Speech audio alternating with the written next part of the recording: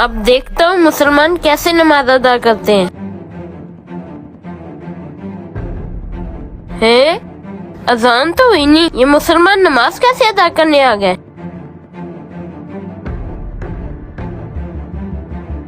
इस नमाजी से जाके पूछता हूँ, अजान तो हुई नहीं है, ये नमाज पढ़ने कैसे आ गया?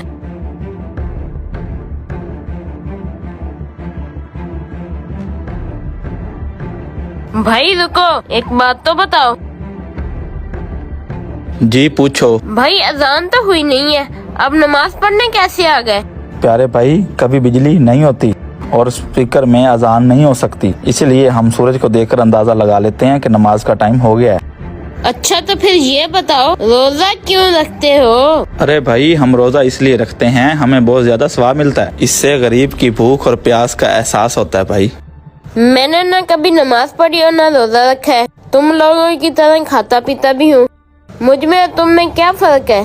अरे भाई, इसका तुम्हें आखिरत में पता चलेगा। आखिरत? अब ये आखिरत क्या है? पूछता हूँ किसी से।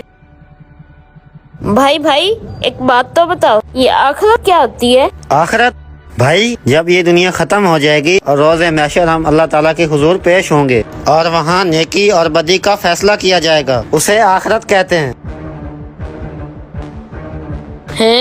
अब ये नेकी और बदी क्या है? अब ये किससे पूछूं? मौलवी साहब से पूछता हूँ।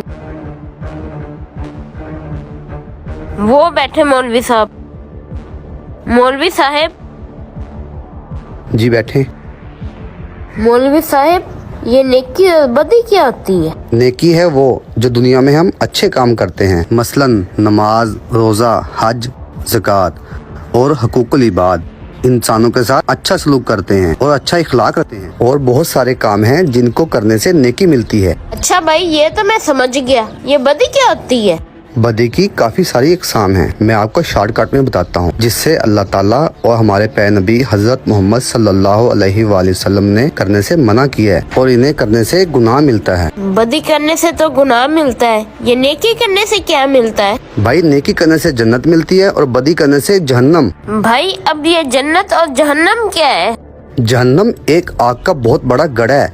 अल्लाह के हुक्म से जहन्नमी को उसके अंदर फेंका जाएगा और अल्लाह के हुक्म से उसको जिंदा किया जाएगा, और ये अमर बार बार चलता रहेगा। और जन्नत में क्या होगा? जन्नत में भाई दूध की नहरें, शहद की नहरें, फल, मेवे, हूरें होंगी और बहुत बड़े बड़े महल होंगे जिसमें हीरे, जौहरात, याकूत, मरजान जड़े होंगे। भाई मैं भी जन्नत में जाना चाहता हूँ।